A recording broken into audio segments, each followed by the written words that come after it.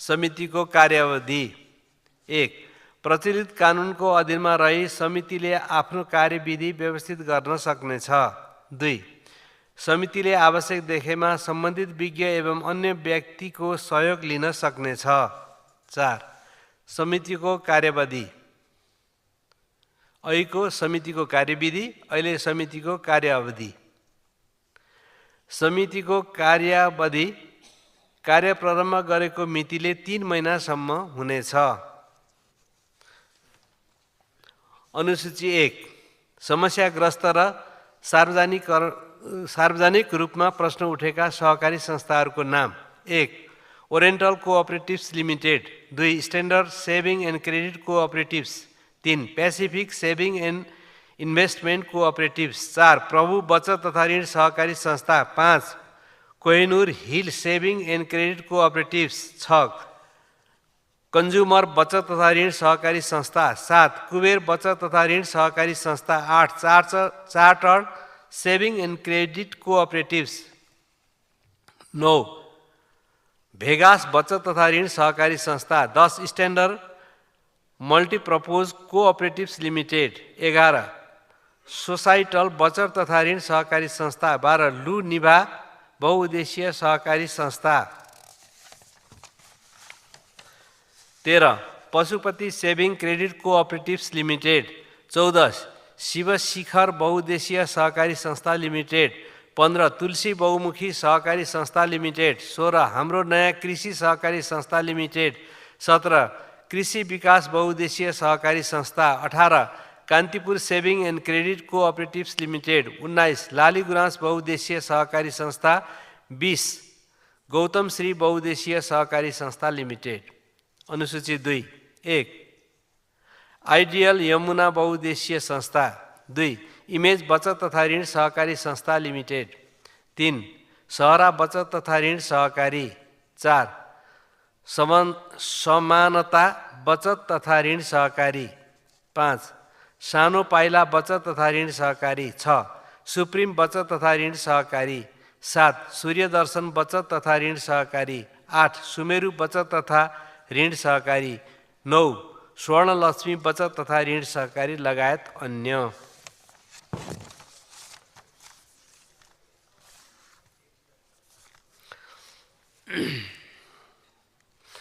मान्य सदस्यहरू, उक्त संसदीय विशेष समिति गठन सम्बन्धी प्रस्तावलाई सहमति जनाइदिनु हुन अनुरोध गर्दछु।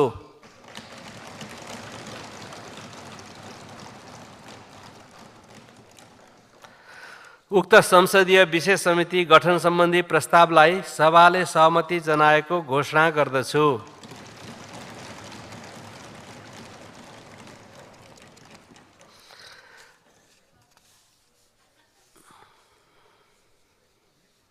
मान्य सदस्यहरू, अब शिक्षा, स्वास्थ्य तथा सूचना प्रविधि समितिका माननीय सभापति अमरबहादुर थापालाई सुरक्षण मुद्रण सम्बन्धी विधेयक सम्बन्धी समितिको प्रतिवेदन 2080 पेश गर्न अनुमति दिन्छु।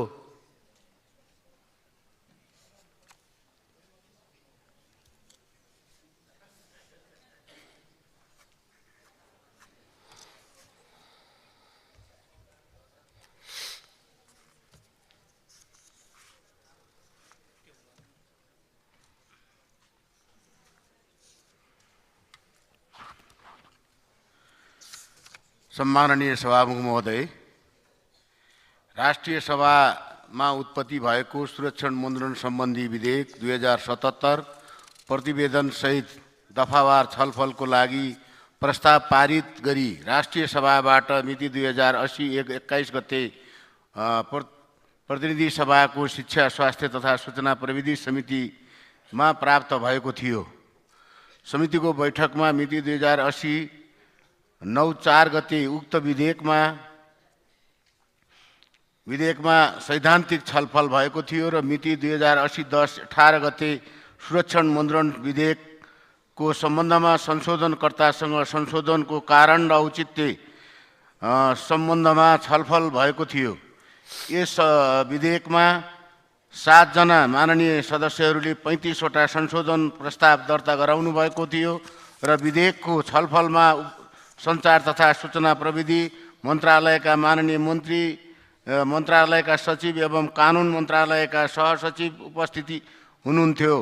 सम्माननीय सभामुख महोदय, यस विधेयकको सम्बन्धमा 10 वटा समितिको बैठक बसेर सदन छलफल भएको थियो र विधेयक मिति 2080-12-26 समितिको बैठकबाट पारित गरिएको छ। विधेयकमा राष्ट्रिय सभाबाट प्राप्त प्रतिवेदन, संशोधनकर्ता एवं विज्ञ र माननीयहरूको सुझावलाई वैधानिकता र औचित्यका आधारमा समावेश गरी यो प्रतिवेदन तयार गरिएको छ। यस विधेयकको छलफलमा भाग लिनुहुने संशोधनकर्ता माननीयहरू, समितिका माननीय सदस्यहरू, विज्ञहरू एवं पत्रकारहरूलाई हार्दिक धन्यवाद दिन चाहन्छु। प्रशासनिक सहयोग र प्रतिवेदन तयारमा सहयोग पुर्याउनु हुने समितिका सचिवालयमा कार्यरत समितिका सचिव लगायत कर्मचारीहरूलाई पनि धन्यवाद ज्ञापन गर्न चाहन्छु। सम्माननीय सभामुख महोदय, अब म सुरक्षण मुद्रण सम्बन्धी विधेयक 2077 माथि छलफल गरी समितिबाट पारित गरिएको सुरक्षण मुद्रण सम्बन्धी विधेयक 2080 सम्बन्धी प्रतिनिधि सभा नियमावली 2079 को नियम 121 बमोजिम यस सम्मानित सदन समक्ष पेश गर्दछु। धन्यवाद।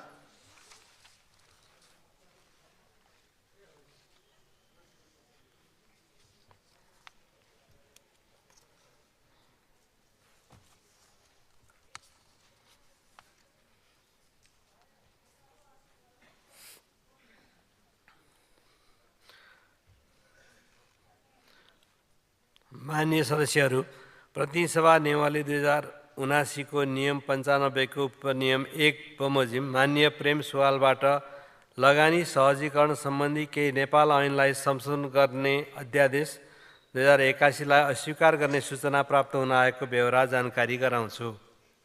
माननीय सदस्यहरू, अब उक्त सूचना दिनुहुने माननीय प्रेम सुवाललाई आफ्नो प्रस्तावको बेहोरा पढी वक्तव्य दिन अनुमति दिन्छु। समय 5 मिनेट।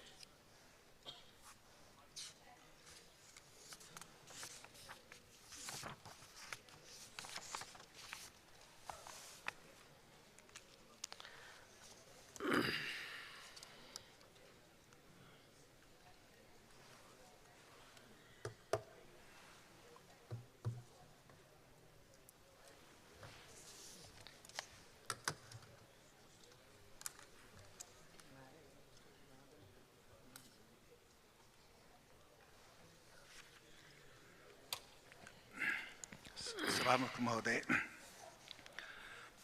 सामान्य अवस्थामा संसद बैठक टुङ्ग्याएर अध्यादेश जारी गर्नु प्रजातन्त्र विपरीत हो।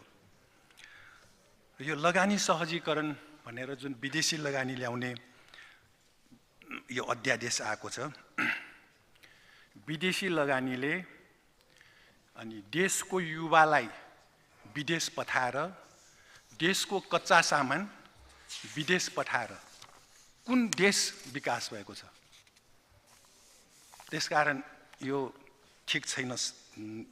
नेपालीलाई नेपालभित्र रोजगारी दिने र नेपालको देशभक्त नेपालीहरूको लगानीलाई सरकारले विश्वास लिएर यहाँ काम गराउने। अहिले हुन्डी खुलिरहेछ, कसले पैसा बाहिर लगिरहेछ हरेक दिन। खोइ सरकार के गर्दैछ? सरकार भनेको झण्डावाल गाडीमा सिंहदरबार भित्र बाहिर जाने होइन। सरकारले त यस्तो मान्छेको गर्वदेखि चिहानसम्म केही गर्न सक्ने हो भने सरकार भनेर बस्ने, केही गर्न नसक्नेहरू किन बस्ने? खोइ के भएको छ अहिले? र साथसाथै यहाँ हदबन्दी भन्दा बढी जग्गा एकपटकको लागि बेच्न दिने रे। हदबन्दी भन्दा बढी जग्गा त जनताको हो, कुनै व्यक्तिको हो। कम्पनी खोल्दैमा उसको हुन्छ, यो देशै बेचिदिने भोलि सरकारले। त्यसकारण मिल्दैन। र विदेशी लगानीसँगै विदेशी पुँजी बचाउनलाई विदेशी सेना हुन्छ, लेखेर राख्नु होला। जसले यो विदेशी लगानी ल्याउने भन्नुभएको छ, उहाँहरूलाई जनताको सरकार आयो भने कठकरामा उभ्याउँछ। इतिहासमा यो छ। तपाईहरू केही हुँदैन भनेर नबस्नु होला। कठघरामा उभ्याउँछ। त्यसपछि अर्को घरेलु तथा साना उद्योग विकास नभइकन देशको अर्थतन्त्र विकास हुनै सक्दैन। र साथसाथै यो निजी क्षेत्रलाई चालक सिटमा राख्ने भन्ने कुरो यो ग्याट त्यसपछि WTO र यो साम्राज्यवादीहरूको हो। र दोस्रो विश्वयुद्धपछि व्यापार अवरोध हटाउने नाउँमा साम्राज्य फैलाउनलाई यी संस्थाहरू स्थापना भएको हो। सबैलाई थाहा छ। तपाईहरुलाई यहाँ म मान्यज्यूहरुसँग राख्न चाहन्छु। 1980 को दशकमा जापानी कार र सेमिकन्डक्टरले अमेरिकी सरकारलाई चुनौती दियो। अमेरिकाले न्युयोर्कमा 1985 मा प्लाजा सम्झौता गरायो। जापानी मुद्रा येन को मूल्य दोबर गर्न लगायो, $1 बराबर पहिलेको भन्दा डबल। त्यसपछि जापानी अटो कम्पनी अमेरिकामा स्थानान्तरण गरायो। सन् 2000 मा रुसको कुल गार्हस्थ्य उत्पादन 1000% बढ्दै थियो। त्यसपछि साम्राज्यवादी देशहरू मिलेर युक्रेनमा गडबड गरायो, तेलको भाउ घटायो र रुबलमाथि हमला गर्यो, नाकाबन्दी गर्यो। अहिले हामी देखिरहेछौँ हाम्रै युवाहरू युक्रेनमा कसले पठायो? सरकारलाई थाहा नहोला, सेनामा सरकारको जानकारी बन्न जान्छ कुन कुन मन्त्री संलग्न छन्। यो छानबिन हुनुपर्छ। छानबिन त धेरै विषय गर्नुपर्छ सभामुख महोदय। र जित्न नलाग्दासम्म साम्राज्यवादीहरू खुल्ला बजार भन्छन्, जित्न लाग्यो भने संरक्षणवादको कुरा गर्छ। 1970 मा अस्ट्रेलियामा सत्ता विद्रोह गरायो र आफ्नो दलाललाई प्रधानमन्त्री बनायो। अहिले 70% संसारको 70% देशमा यो स्थिति छ। गैर प्रजातान्त्रिक सरकारलाई आर्थिक र हतियार सहयोग गरिरहेको छ यो साम्राज्यवादी देशहरूले। र प्यालेस्टाइनको त्यही हो।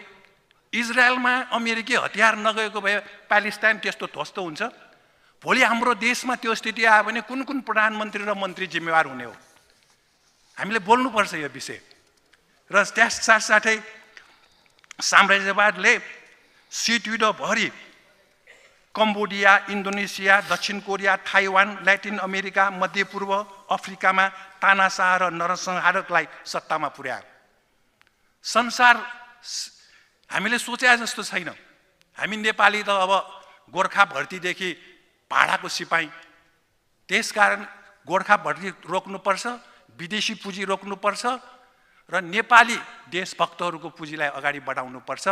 र यसरी अगाडि बढाउन सकेनौँ भने यस्तो अध्यादेश जारी गरेर हाम्रो देश अगाडि बढ्दैन। विद्यालयमा अहिले टिचर बन्ने मान्छे छैन। नयाँ पुस्ता यहाँ कसरी तयार हुन्छ? मान्य सदस्य, यहाँको समय सकियो। म्याथ, इङ्ग्लिस, नेपाली, साइन्स र अरू विषयको राम्रो टिचर नभएसम्म, बिउ राम्रो नभएसम्म फल कसरी राम्रो हुन्छ? राम्रो शिक्षक तयार गरौँ, हाम्रा छोराछोरीलाई राम्रो पढाउँ, देशभक्त बनाउँ र यो देश विकास हुन्छ। शिक्षकै राम्रो छैन भने सबै विदेश पठाएर अनि हाम्रो देश अगाडि बढ्छ। त्यसकारण यो मिल्दैन। सभामुख महोदय, म सरकारको ध्यान आकर्षण गराउन चाहन्छु। धन्यवाद।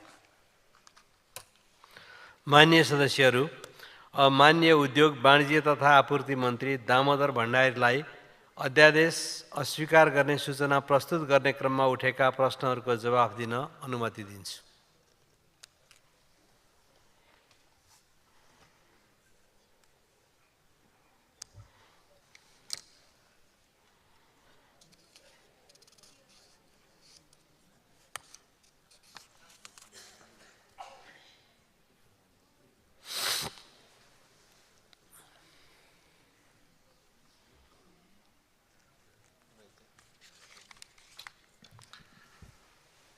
सम्माननीय सभामुख महोदय,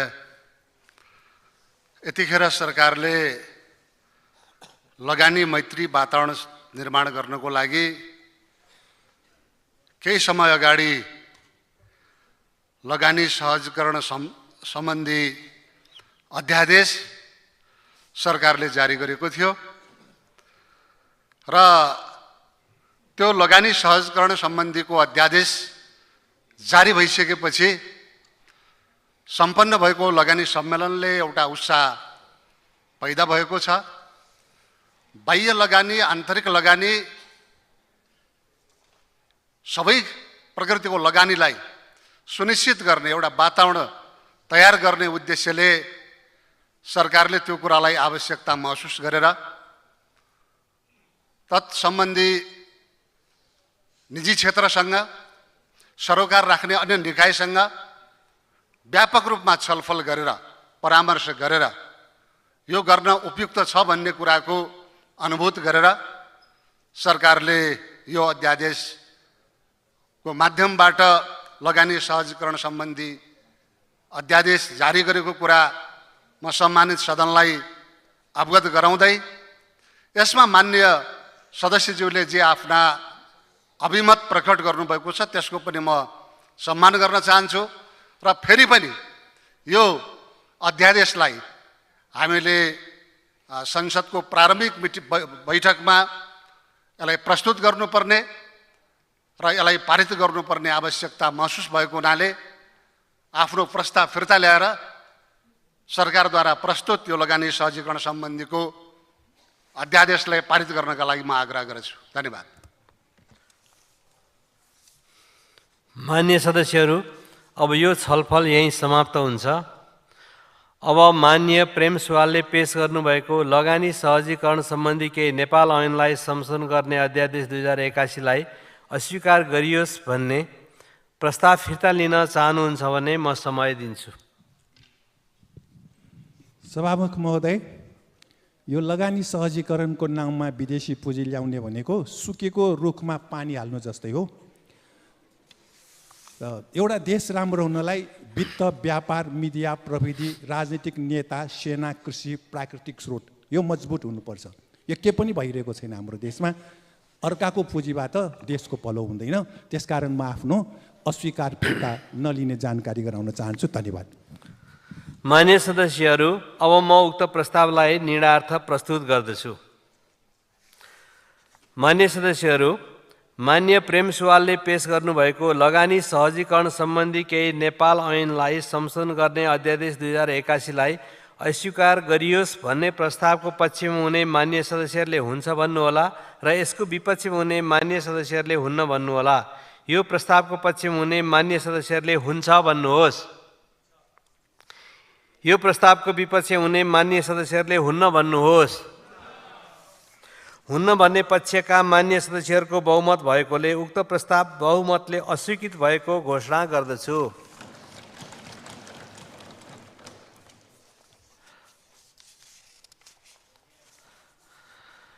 मान्य सदस्यहरू, मान्य प्रेम सुवालले पेश गर्नुभएको लगानी सहजीकरण सम्बन्धी केही नेपाल ऐनलाई संशोधन गर्ने अध्यादेश 2081लाई अस्वीकार गरियोस् भन्ने प्रस्ताव अस्वीकृत भएकोले मान्य उद्योग वाणिज्य तथा आपूर्ति मन्त्री दामोदर भण्डारीलाई लगानी सहजीकरण सम्बन्धी केही नेपाल ऐनलाई संशोधन गर्ने अध्यादेश 2081लाई स्वीकृत गरियोस् भन्ने प्रस्ताव प्रस्तुत गर्न अनुमति दिन्छु।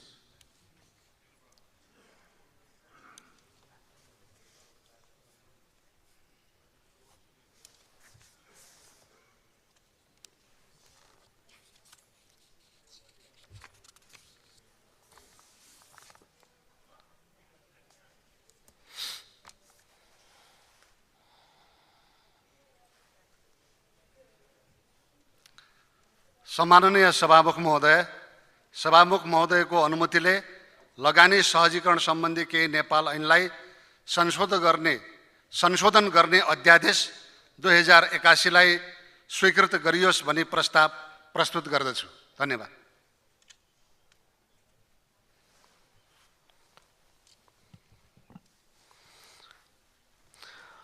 मान्य सदस्यहरू, अब म उक्त प्रस्तावलाई निर्णयार्थ प्रस्तुत गर्दछु। यो प्रस्तावको पक्षमा हुने मान्य सदस्यहरूले हुन्छ भन्नुहोला र यसको विपक्षमा हुने मान्य सदस्यहरूले हुन्न भन्नुहोला। यो प्रस्तावको पक्षमा हुने मान्य सदस्यहरूले हुन्छ भन्नुहोस्। यो प्रस्तावको विपक्षमा हुने मान्य सदस्यहरूले हुन्न भन्नुहोस्। हुन्छ भन्ने पक्षका मान्य सदस्यहरूको बहुमत भएकोले उक्त प्रस्ताव बहुमतले स्वीकृत भएको घोषणा गर्दछु। मान्य सदस्यहरू, अब माननीय अर्थमन्त्री वर्षमान पुनलाई प्रतिनिधि सभा नियमावली 2079 को नियम 141 को उपनियम 2 बमोजिम आर्थिक वर्ष 2081-82 को राजस्व र व्ययको वार्षिक अनुमानको प्रति बजेट वक्तव्य टेबल गर्न अनुमति दिन्छु।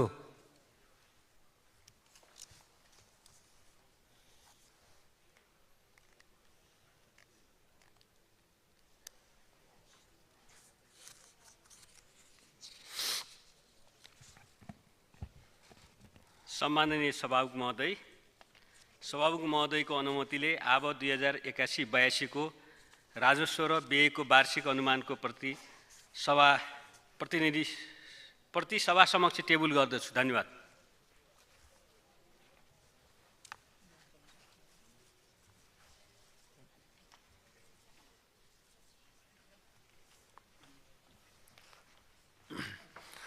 माननीय सदस्यहरू, प्रतिनिधि सभा नियमावली 2079 को नियम 142 को उपनियम 1 बमोजिम आर्थिक वर्ष 2081-82 को राजस्व र व्ययको वार्षिक अनुमानमाथि सामान्य छलफल गर्न मिति 2081 साल ज्येष्ठ 20, 21 र 22 गतेका दिनहरू माननीय अर्थमन्त्रीले जवाफ दिनको लागि ज्येष्ठ 23 गतेको दिन तोकेको जानकारी गराउँछु। साथै उक्त छलफलमा दलीय प्रतिनिधित्वको आधारमा भाग लिन दलीय पदाधिकारीहरूले आफ्नो दलका वक्ता मान्य सदस्यहरूको नाम बैठक बस्नुभन्दा 1 घण्टा अगावै कार्यव्यवस्था शाखा सङ्घीय संसद सचिवालय नयाँ बानेश्वरमा उपलब्ध गराइदिनु हुन जानकारी गराउँछु। मान्य सदस्यहरू, अब माननीय अर्थमन्त्री वर्षमान पुनलाई प्रतिनिधि सभा नियमावली 2079 को नियम 152 को उपनियम 1 बमोजिम आर्थिक विधेयक 2081 प्रस्तुत गर्न अनुमति दिन्छु।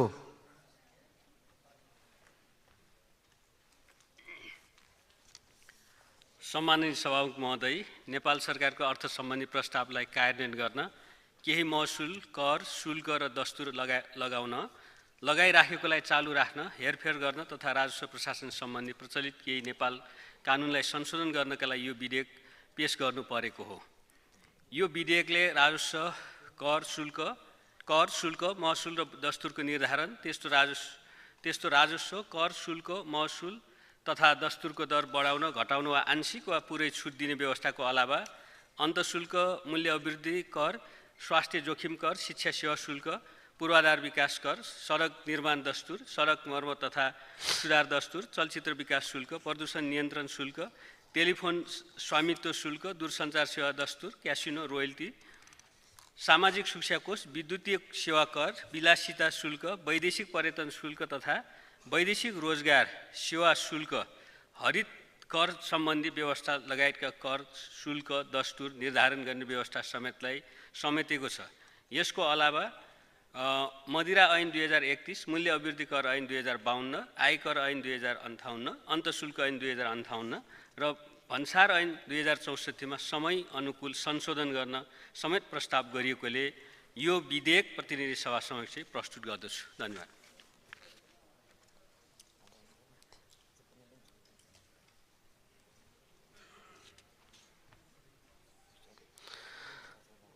माननीय सदस्यहरू, अब माननीय सङ्घीय मामिला तथा सामान्य प्रशासन मन्त्री भानुभक्त जोशीलाई सङ्घीय निजामती सेवा विधेयक 2080 लाई दफावार छलफलको लागि सम्बन्धित समितिमा पठाइयोस् भनी प्रस्ताव प्रस्तुत गर्न अनुमति दिन्छु।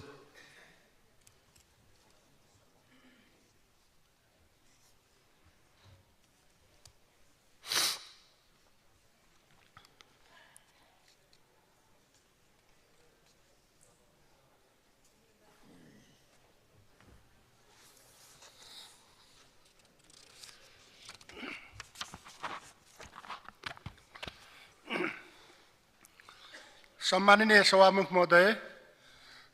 महोदयको अनुमतिले सङ्घीय निजामती सेवा विधेयक 2080 लाई दफावार छलफलको लागि सम्बन्धित समितिमा पठाइयोस् भन्ने प्रस्ताव प्रस्तुत गर्दछु। धन्यवाद।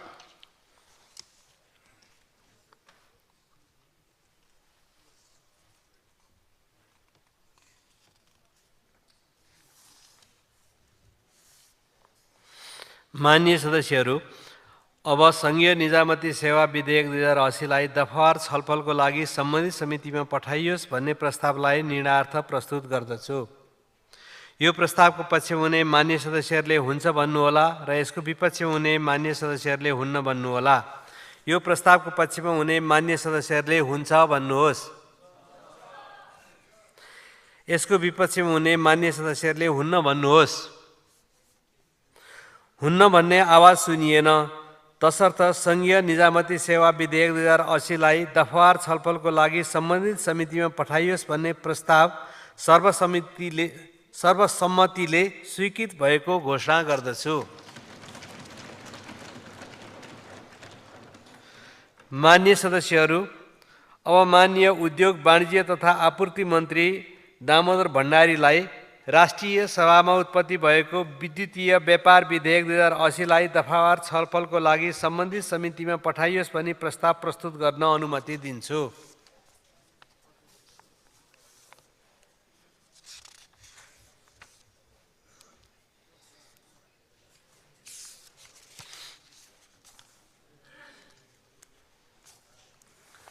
सम्माननीय सभामुख महोदयको अनुमतिले राष्ट्रिय सभामा उत्पत्ति भएको विद्युतीय व्यापार विधेयक 2080लाई दफावार छलफलका लागि सम्बन्धित समितिमा पठाइयोस् भन्ने प्रस्ताव प्रस्तुत गर्दछु। धन्यवाद।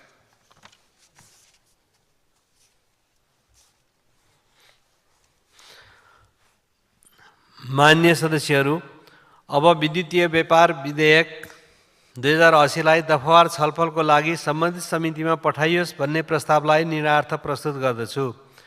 यो प्रस्तावको पक्षमा हुने मान्य सदस्यहरूले हुन्छ भन्नुहोला र यसको विपक्षमा हुने मान्य सदस्यहरूले हुन्न भन्नुहोला। यो प्रस्तावको पक्षमा हुने मान्य सदस्यहरूले हुन्छ भन्नुहोस्। यसको विपक्षमा हुने मान्य सदस्यहरूले हुन्न भन्नुहोस्। हुन्न भन्ने आवाज सुनिएन, तसर्थ विद्युतीय व्यापार विधेयक 2080लाई दफावार छलफलको लागि सम्बन्धित समितिमा पठाइयोस् भन्ने प्रस्ताव सर्वसम्मतिले स्वीकृत भएको घोषणा गर्दछु।